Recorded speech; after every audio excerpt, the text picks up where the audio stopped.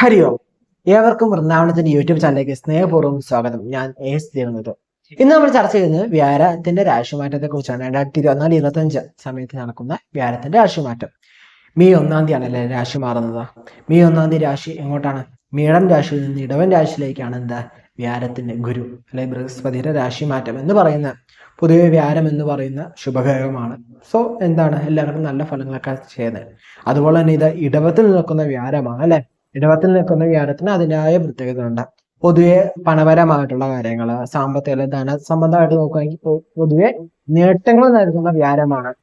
Okay, നേട്ടങ്ങൾ നൽകുന്ന വ്യാഴമാണ്. അപ്പൊ എല്ലാവർക്കും നൽകുമോ നമുക്ക് വലിയ മനസ്സിലാക്കാം. അപ്പൊ ഓരോ കൂറുകാരുടെ ഫലം നമുക്ക് വ്യക്തമായിട്ട് നമുക്ക് എന്ത് ചെയ്യാം, ചർച്ച ചെയ്യാം. അപ്പം ഒന്നെങ്കിൽ വ്യാഴം എന്ത് ചെയ്യും, നല്ല സാമ്പത്തികമായിട്ട് നമുക്ക് ഉയർച്ച നൽകും, അല്ലെങ്കിൽ ധനപരമായിട്ടുള്ള നഷ്ടങ്ങൾ വരുത്തും. അതാണ് ഇടവത്തിൽ നിൽക്കുന്ന വ്യാഴത്തിന്റെ പ്രത്യേകത എന്ന് പറയുന്നത്. അപ്പം നമുക്ക് എന്താണ് പൊതുവെ വീഡിയോയിലേക്ക് കിടക്കാം. ചാനൽ സബ്സ്ക്രൈബ് ചെയ്യാം കേട്ടോ.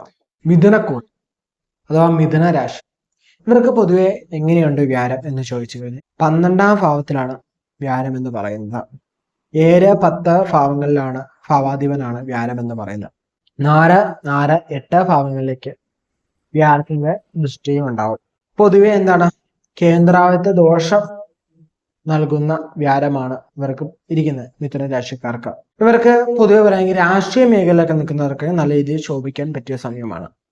രാഷ്ട്രീയ മേഖലയിൽ നിൽക്കുന്നവർക്ക് അനുകൂലമായ സമയമാണ് ഈ ഒരു വർഷം എന്ന് പറയുന്നത്. ചെലവുകളൊക്കെ വർദ്ധിക്കുന്ന സമയമായിരിക്കും, ചെലവ് അധികമായി വർദ്ധിക്കുന്ന സമയമായിരിക്കും. പക്ഷെ ഈ ഒരു ചെലവ് വർധന എന്ന് പറയുന്നത് എന്താണ്, നല്ല കാര്യങ്ങളൊക്കെ അനുകൂലമായിട്ടുള്ള, നമുക്ക് ഇഷ്ടപ്പെട്ട കാര്യങ്ങൾ ചെയ്യാനും നമുക്ക് അനുകൂലമായിട്ടുള്ള കാര്യങ്ങൾക്ക് വേണ്ടിയുള്ള എന്തായിരിക്കും ചെലവായിരിക്കും. അനാവശ്യ ചെലവുകളോ അതല്ല നമുക്ക് ദോഷഫലത്തെ പ്രദാനം ചെയ്യുന്ന ചെലവോ ഇതൊന്നും ആയിരിക്കില്ല. നമുക്ക് അനുകൂലമായ നമുക്ക് ഇപ്പൊ ഉദാഹരണത്തിന് ചെലവ് എന്ന് പറയുന്നത് നമുക്ക് ലോൺ എടുക്കുന്ന ഒരു ചെലവാണല്ലോ. ഈ ലോൺ എടുക്കുന്നത് നമുക്ക് നല്ല രീതിയിലുള്ള ലോൺസ് ആവാം.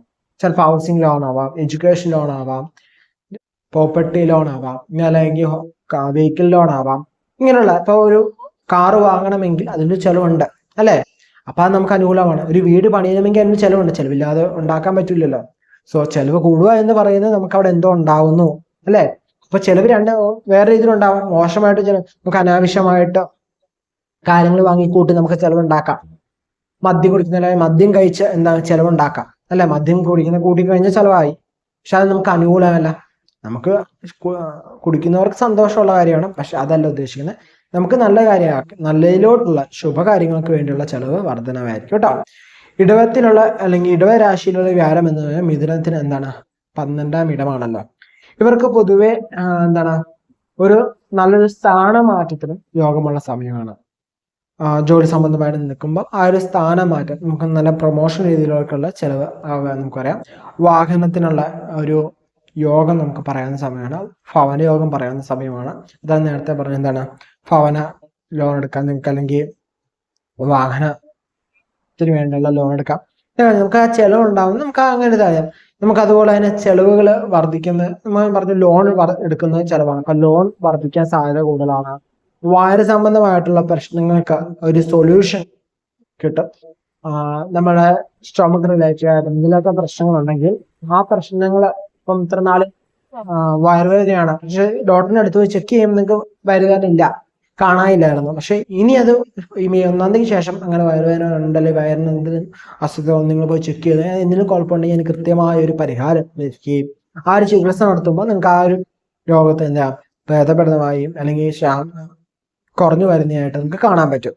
അതുപോലെ തന്നെ നമുക്ക് എന്താണ് ഫാമിലിയൊക്കെ നോക്കുന്നവരാണെങ്കിൽ അതിനൊരു സപ്പോർട്ട് നമുക്ക് ലഭിക്കുകയും, ഇത്ര നാളും നമ്മൾ തന്നെ സോളോ ആയിട്ടാണ് നമ്മൾ ഈ ഒരു കുടുംബത്തെ നോക്കി നടത്തിക്കൊണ്ട് വരുന്നത്.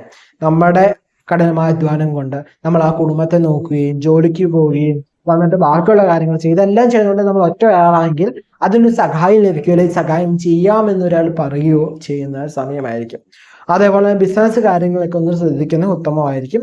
ആ ഒരു കാര്യം നെഗറ്റീവ് ആയിട്ട് ബിസിനസ് സംബന്ധമായിട്ട് കുറച്ച് ഡൗൺ വരെ സാധ്യതയുണ്ട്. ബിസിനസ് നടത്തുന്ന എല്ലാവർക്കും തന്നെ എന്താണ് കുറച്ചൊരു മന്ദതയിലേക്ക് പോകാനൊക്കെ സാധ്യതയേറിയ സമയമായിരിക്കും. അപ്പൊ ആ കാര്യങ്ങളൊക്കെ ഒന്ന് ശ്രദ്ധിക്കുന്നത് ഉത്തമമായിരിക്കും. അപ്പൊ ഇത്രയൊക്കെ ഒന്ന് ശ്രദ്ധിച്ചാൽ നമുക്ക് മിഥുന രാശിക്കാരും വേറെ കുഴപ്പമില്ലാതൊക്കെ പോകാൻ വ്യാഴത്തെ പ്രതിപ്പെടുത്തുന്ന കാര്യങ്ങളൊക്കെ ചെയ്യുന്ന ഉത്തമമായിരിക്കും കേട്ടോ. ഇത്ര കാര്യങ്ങളൊക്കെ ഒന്ന് ശ്രദ്ധിക്കാം. അപ്പൊ ഇത്രയൊക്കെയാണ് പൊതുവായിട്ട് എന്താണ് മീനം മുതൽ മീനം വരെയുള്ള ആളുകളുടെ ഫലം എന്ന് പറയുന്നത് പൊതുവെ മനസ്സിലായെന്ന് വിചാരിക്കുന്നു. എന്തെങ്കിലും ഡൗട്ട്സ് ഉണ്ടെങ്കിൽ താഴെ കമന്റ് ചെയ്യുമെങ്കിൽ നമുക്ക് എന്ത് ചെയ്യാം, കമന്റ് റിപ്ലൈ നൽകുകയോ അല്ലെങ്കിൽ മറ്റൊരു വീഡിയോ ആയിട്ട് ചെയ്യുകയൊക്കെ ചെയ്യാം. അതുപോലെ തന്നെ നമ്മുടെ നക്ഷത്രവും പേരും താഴെ കമന്റ് ചെയ്യാൻ, നമുക്ക് എന്തെങ്കിലും ആഗ്രഹങ്ങളൊക്കെ ഉണ്ടെന്ന് താഴെ കമന്റ് ചെയ്യുകയാണെങ്കിൽ നമ്മുടെ കുടുംബക്ഷേത്രത്തിൽ നടക്കുന്ന പൂജയിൽ നിങ്ങളുടെ പേര് ഉൾപ്പെടുത്തി നമ്മൾ എന്ത് ചെയ്യാം, നമുക്ക് വഴിപാടുകൾ ചെയ്യാവുന്നതാണ് കേട്ടോ. നിങ്ങളെയും ഉൾപ്പെടുത്തി നിങ്ങൾക്ക് വേണ്ടിയും പ്രാർത്ഥിക്കുന്നതായിരിക്കും കേട്ടോ, പേരും നക്ഷത്രവും. അപ്പൊ ഇതുവരെ നമ്മുടെ ചാനൽ സബ്സ്ക്രൈബ് ചെയ്യാത്തവരും സബ്സ്ക്രൈബ് ചെയ്ത് സപ്പോർട്ട് ചെയ്യുക. ഒത്തിരി പേര് സബ്സ്ക്രൈബ് ചെയ്യാതെയാണ് കാണുന്നത്. സബ്സ്ക്രൈബ് ചെയ്യുക. വീഡിയോ ഇഷ്ടപ്പെട്ടാൽ ലൈക്ക് ചെയ്യാനും മറക്കണ്ട. യൂട്യൂബിലാണ് കാണുന്നതെങ്കിൽ സബ്സ്ക്രൈബ് ചെയ്യാനും, ഫേസ്ബുക്കിലാണ് കാണുന്നതെങ്കിൽ ഫേസ്ബുക്കോ ഇൻസ്റ്റാഗ്രാമിലാണ് കാണുന്നതെങ്കിൽ ഒന്ന് ഫോളോ ചെയ്ത് സപ്പോർട്ട് ചെയ്യുക കേട്ടോ. അതുപോലെ തന്നെ നിങ്ങളുടെ സുഹൃത്തുക്കൾക്ക് വീഡിയോ ഷെയറും ചെയ്യുക.